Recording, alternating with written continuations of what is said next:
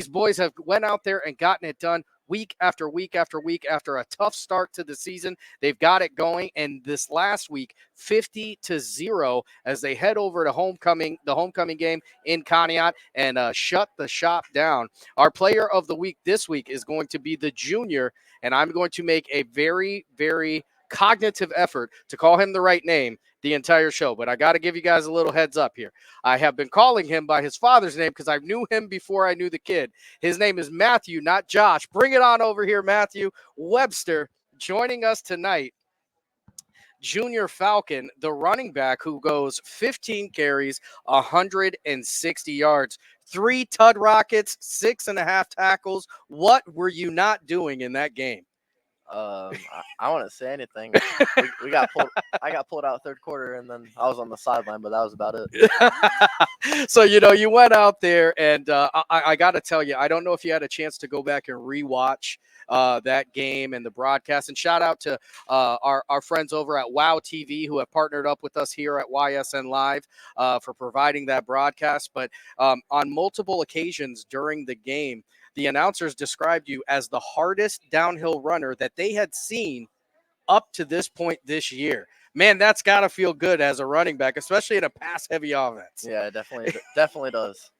So let's talk a little bit about this offense in particular. So you come in this year. This is your second year as a starting running back, correct? Yeah. So you came into this year. Last year you were definitely kind of the battering ram, the truck, the bulldozer, whatever you want to call it.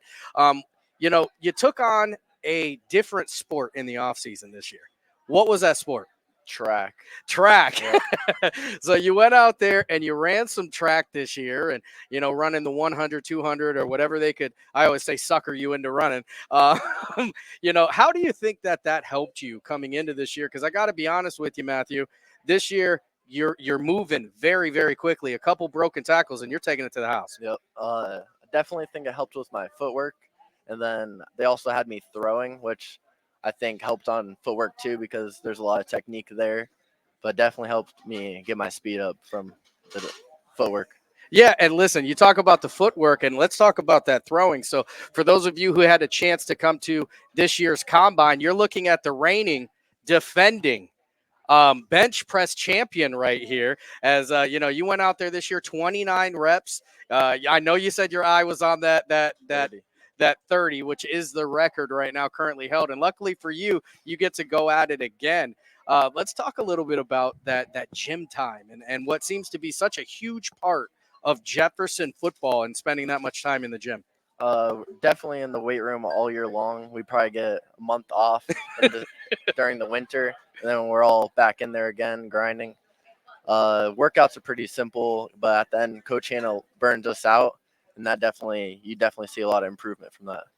Yeah, I mean, it's interesting because, through talking to Coach Hannah, you guys have kind of a standard workout that is expected, but he likes to kind of tailor maybe some of the rep expectations and the weight expectations based on, the player in itself. Do you think that's helped you in as a player of him, maybe expecting a little bit more out of old Webby, as they affectionately call him? During this winter, he was lifting with us most of the time, like in our group, and he always had me pushing, and I'd push him too. I kept putting more weight on for him, and he kept putting more weight on for me. So you try to get in a competition with the coach then? Yeah. I love it. I love to see it. Let's talk a little bit about kind of the culture that goes on over there at Jefferson, because I think it's very intriguing. You guys spend a lot of time outside of the football field, outside of the gym together. Whether it's traveling to 7-on-7s, doing these team events, that sort of thing. Talk a little bit about the culture and what the expectations are if you're going to play Jefferson Falcon football. We preach family, and during the off season, we went to round 1. It's just to have fun, but it really pulls us together in the end. And then we go to the 7-on-7s all year long, and that really helps us, just the quarterbacks and the receivers work. And then the linemen, they do the lineman challenge, and we're all there cheering for them. Yes, you guys are. Really, it connects us. It all pays off in the end. So you guys went to round 1. Did you guys get any bowling done? Yeah. Who's the best bowler on the team? I got to know.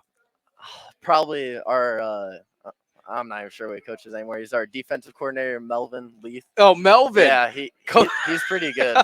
You wouldn't expect it, but he's good. So Coach Melvin is out there, not even Coach Hannah. And, that's surprising because I don't think Coach Hannah wants to lose at anything. Yeah, he didn't lose. We did coaches versus players, and the coaches won. We're back at it next year, though. Who's the best bowler on the team when you guys went? I couldn't tell you. I mean, I feel like I should have been up there, but I got knocked off round like 2. You love to see that, though. It's those type of events that I think it really does a great job of bringing you guys together. Especially you're coming into this junior year, and you were a big part in last year where it was by all everything a rebuild, right? You guys are coming off of the most successful team in Jefferson history, the most successful team in modern memory in that regional state championship. And then last year, you guys really took some bumps and bruises. But one thing that didn't change was your unwavering trying and continuing to try and get better every week. And that's one of the things, there's a couple guys on your team that stuck out for me, whether it was you, Dylan, Cage, coming back and making Devin Salinas as well. But, coming back, how was it trying to get through that year and get this year started? It was definitely hard because, I mean, everyone's talking about how we've lost 14 games in a row, which, I mean, I think we did a very good job sticking together through it. And, I mean, working through it, no one quit. We actually gained players during that time that wanted to be a part of us. And we're definitely rebuilding the culture at Jefferson. So let's talk a little bit more about that culture. You're a junior this year, and you come in as a freshman. You came into this monster team as a freshman and sophomore year. So I always say, freshman year, you're trying to kind of establish yourself. Sophomore year, really working on what you did. Junior year is when you really kind of have to take what you are and make it a part of the team. What were some of the changes for you coming into this junior year? I mean, last year we didn't really have any leaders. I wouldn't say there was few, but I mean they're all gone now. So we had to, pick it up everywhere. So I mean, Cage, he's doing really good at leading right now and keeping us together. I'm trying to lead as best as I can, and I mean Dylan's doing a great job leading the offense. And that's it. Absolutely. I'll tell you what, I can't lie with that. We're going to go over the statistical leaders later on in the show, and all those guys are going to be talked about again here. What are some of the things you try to do as a leader to make it? Is it showing up to practice? Is it going hard every single rep? What are some of the things you're trying to do for maybe some of the younger guys? Because you guys have quite a few. You guys have some freshmen and some sophomores that are really learning from you guys. What are some things that Webby wants to make sure these kids are trying to emulate? Definitely not slacking off and showing up to every practice, giving your all in the weight room. I mean, when you're in there as a freshman and sophomore and you see the juniors and seniors working out in there, giving their all, it makes you want to push. And on the field, energy. You give a lot of energy, and it makes the practice easier, better, and that's it. Well, I'll tell you what, man. They say iron sharpens iron. So if you're at your peak, you require them to be at their peak. Everybody's going to get better, right? You are a student athlete. So let's talk a little bit about school, and what are some of the things you like in school? Give me a subject or something in general. I'd probably say math class. Math. Yeah, I like now math. You don't see that a whole lot out here. Math. I'm not that guy. I'm an English guy. But math, we got ourselves a math guy. So you like math, huh? Yeah, I think I have like 103 in the class right now. Well, listen, Coach Hannah, you may have to put Webby in charge of the stats then if he's a math guy. I'm doing my own. So then we got Johnny. Yeah, no problem with that at all. So, you're playing offense and defense. You're the starting running back, and you're the starting linebacker. Before we dive into the defensive side of things, let's talk a little bit about you being a running back in this pass-heavy team. You guys spend a lot of time at these 7-on-7s. You guys travel all over the place. Sometimes it's hard to kind of get up and get pumped up for those things because as a running back, you're catching flares or the occasional wheel route. You know what I mean? How do you get pumped up for that, and do you think it helps you?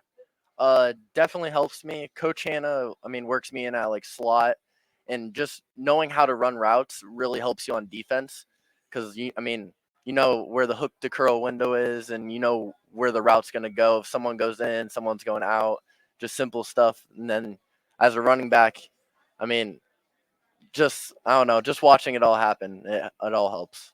Yeah, that's an interesting take on that.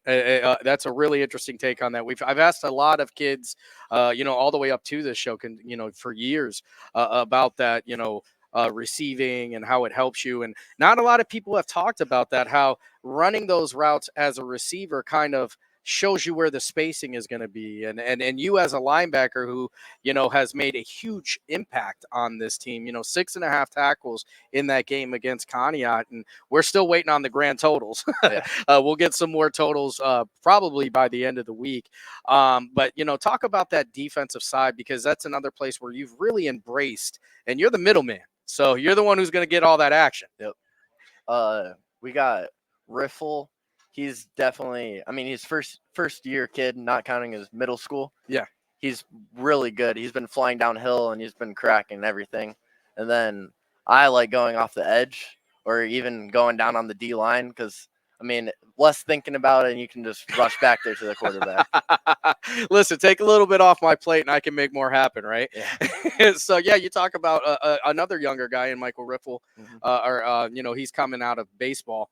A big-time baseball guy who's made a big difference out there. So you two in the middle, and actually he's getting some time in the backfield with you as well, splitting that time with guys like Joel Navarro, who's also splitting out at the, receiver and that sort of thing. You guys really do have quite a few athletes on there. You guys just had kind of a bear to start this year.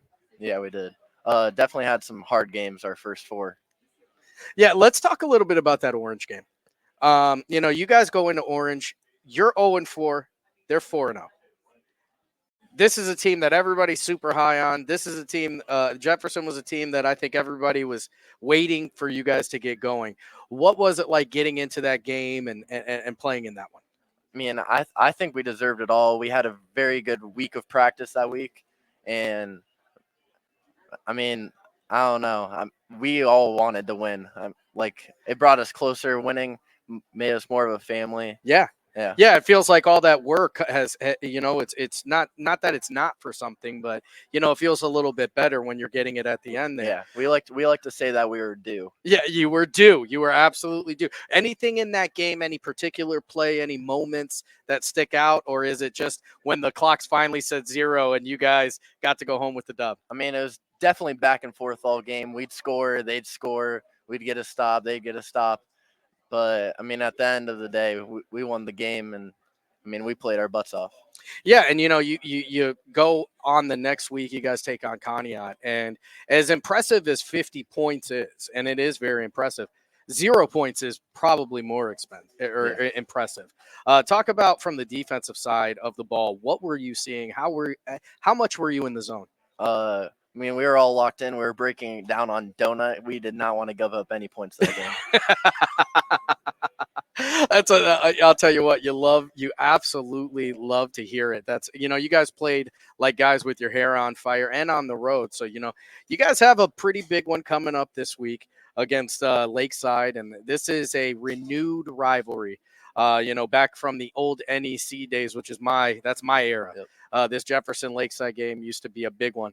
What are some of the things that you, Matthew Webster, Webby, that you got to get done on Friday night for you guys to get another dub? I'm gonna block. I'm gonna try to make as many tackles as I can, and I'm gonna run the ball as hard as I can, whole entire game. Whether it's up the gut, outside, and I'm gonna give it my all. Listen, if that's what you got to do and you get that done, I think you guys are going to be very, very successful. It's a game that I'm really, really looking forward to seeing. And for those of you who aren't going to be able to get to the stadium, you're going to be able to find that right here on ysnlive.com. It's going to be a phenomenal, phenomenal game, not one to be missed. I'll tell you what, the final question I'll ask you before you go, and I didn't prep you on this. This is my bad, but this is a softball. When Webby and the Falcons take the field, what can we look forward to seeing for the rest of the year? Hopefully hard hitting. Definitely we need to fly downhill and make tackles, interceptions. We need more turnovers on defense for sure. All right, man, you set the bar. You said it from your lips to God's ears, and we'll see if you guys can't get through it. I'll tell you what, if you guys keep working the way you do, the sky is the limit. Playoffs still very, very much alive in Jefferson Falcon country. Ladies and gentlemen, I want to thank you for coming on this show. This week's Week 6 Player of the Week, it's Matthew Webster, affectionately known as Webby. He's our man of the hour. Good job.